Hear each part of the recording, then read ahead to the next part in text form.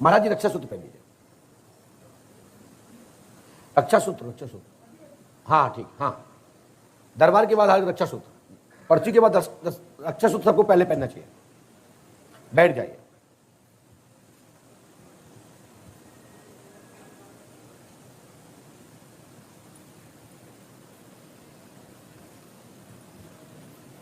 जी भैया माइक उठाइए। बेटा गुड़िया आप आगे आओ, आगे आओ। हाँ माइक लो हाथ में, लो बेटा को ऐसे। क्या नाम है बेटा आपका? ऋषिका।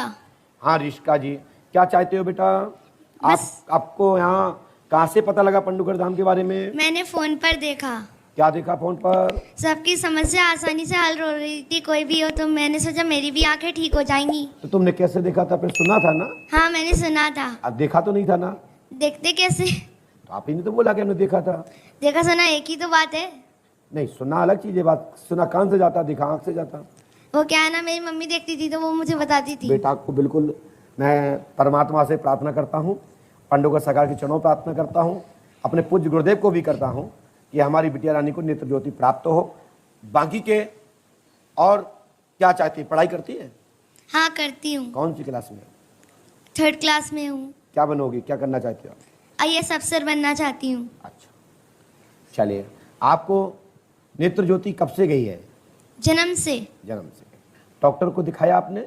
डॉक्टर को दिखाया, बोलते हैं कि पर्दा में कमी है। पर्दा में। और कहाँ दिखाया था बेटा? शंकर नेत्रालय में दिखाया था। LV प्रसाद में 2011 से ट्रीटमेंट चल रहा था, जब मैं पैदा हुई थी, वो जगह दिखाया। अच्छा आपका 2011 का जन्म है? हाँ। अरे वाह। तो शंकर नेत्रालय कहाँ पर है? चेन्नई में। चेन्नई में। उन्होंने क्या कहा नेत्र के बारे में? सब लोग यही कह रहे हैं कि इसमें पर्दा की कमी है। तो क्या पर्दा चेंज नहीं हो सकती है? ऑपरेशन नहीं हो सकता था? ये पूरी आंख नहीं बदल सकते, उसका जो आगे का हिस्सा है वही कर सकते, लेंस। तो अभी इसका लाजवाब इलाज है ना? अभी ऐसा नहीं बोला डॉक्टर ने कि अभी लाजवाब है, इसके लिए कोई इलाज नहीं बना अभी इसका? ऐसा बोला था कि अभी इसका कोई इलाज नहीं है। ऐसा बोला है? हाँ बोला है। अब हमने क्या लिखा सुने बेटा। भैया जी आप देखें, आपकी बेटी को नेत्र ज्योति नहीं है, सफलता प्राप्त होगी, अभी इलाज नहीं आया इसका, लेकिन डॉक्टर चिकित्सा विज्ञान के द्वारा लाभ मिलेगा। यह पूर्व जन्म में यह बेटी सुदीप की स्त्री रही, वही सपन में दिखती है, वही भाई भी मानती है। बेटी इस जन्म में खेल खेल में सपने में हनुमंत आदि की आवाज़ सुनती है, अन्य पूर्व परिचित आवाज़ों को सुनती है। यह पूर्व जन्म का कमाल है, इसको पूर्व जन्म का ही संपूर्ण याद है। आपके साले के पुत्र जो जन्म लिया है उसका नाम सुदीप है, यह उस जन्म का पूर्व जन्म का पति रहा है।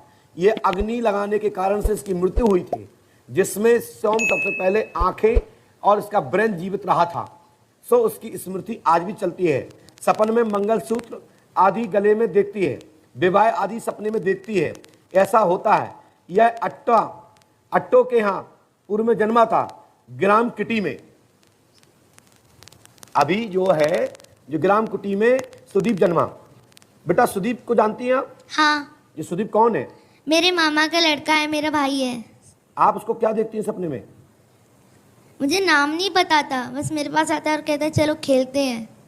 और लेकिन मैं पहचान जाती हूँ, उनकी आवाज़ बिल्कुल वैसी ही है। अच्छा, गले में आप क्या देखती हैं? कुछ नहीं, एक बार मैं कहीं पर बैठी थी, ज्वेलरी शॉप में थी शायद, किसी ने मेरे गले में कुछ डाला। एक लंबा चौड़ा सा दाढ़ी वाला आदमी खड़ा था, जब मैंने देखा तो वो मुझे हार जैसा लगा, जब पलटा तो वो मंगलसूत्र था। मेरा कहने का मतलब है कि इस बच्ची को नेत्र ज्योति प्राप्त होगी। मैं अपने पूज्य गुरुदेव की तरफ यह केस ट्रांसफर करता हूँ, श्री हाथीवान महाराज की तरफ यह केस को ट्रांसफर करता हूँ। यह केस के लिए मैं ये नहीं कहता कि मैं ये केस को थाम नहीं सकता, लेकिन हम समय बर्बाद नहीं कर सकते। आप पूजपाठ गुरुदेव भगवान का दर्शन करो, 11.25 किलो पंचमेरी मिठाई लेकर के आप बढ़ा जाओ, और वर्ष 2022 से ही 2028 तक, शादी के पहले तक इसको एक नेत्र प्राप्त हो जाएगा, एक। वो भी उस दौरान तक कोई दवा ऐसी आएगी जिससे कि लेंस के पर्दे में जो फफूंदी हो जाती है, जो उसमें लेंस में सूजन के साथ साथ जो ब्लड चढ़ जाता है वह कटने की क्षमता आ जाएगी और एक नेत्र से इसको प्राप्ति होगी। यह हमारी खुली घोषणा है। शेष ईश्वर मालिक है, हम भगवान नहीं है। लेकिन मैं इतना कहता हूं कि भारत भूमि में सूर्योदय पश्चिम से होता है, पूर्व से होता है, पश्चिम से नहीं। उसी प्रकार से यह पर्चा गलत नहीं होगा। और शब्द मिस्टेक के लिए मैं महापुरुषों से क्षमा प्रार्थी हूं कि धोखे से निकल गया पश्चिम, लेकिन यह सत्य है, पश्चिम से भी सूर्योदय होता है और पूर्व में अस्त होता है, और पूर्व में उदय होता है, पश्चिम में अस्त होता है। जहां भारत में अस्त होता है वहीं सूर्योदय होता है। लेकिन दिशा मानगढ़ पर वहां भी यही स्थान पूरब में ही दिखाई देता है। लेकिन इसके मंत्र हैं। कौन से मंत्र में पूरब और दक्षिण के कौन से इशारे पे आएगा, कौन सा उत्तर और पूर्व के कुंडट पे आएगा? आप जानते हो वर्ष में टोटल फिंगर्स निशान पूरब से सूर्योदय नहीं होता है।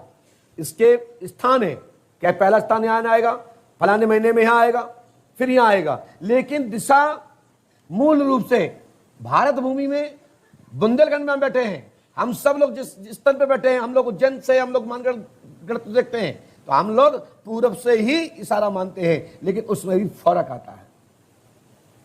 उसके मंत्र है, कौन कौन मंत्र में क्या क्या, थोड़ा मैं उस पर हमारे स्मृति में नहीं आ रहा है। मैं किसी चर्चे में, किसी सत्संग में इस विषय को अवश्य रखूंगा। जय श्री राम, जय पंडित वसंत।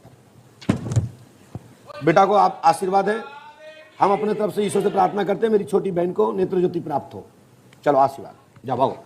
बाबा से एक सवाल और पूछना था। बोलो बेटा। मेरे बाबा को सांस की बीमारी, उन्हें सांस करती है। बाबा को? हाँ, मेरे दादाजी को। चलो उनको सांस उखड़ना बंद करवाएंगे, उनको दवा लग जाएगी, उनको लेके आना अगली बार, ठीक है? और हम तो सुबह भभूति लेके जाना, ठीक है बहन? ओके, जाओ बेटा, चले, धन्यवाद। पर्ची सो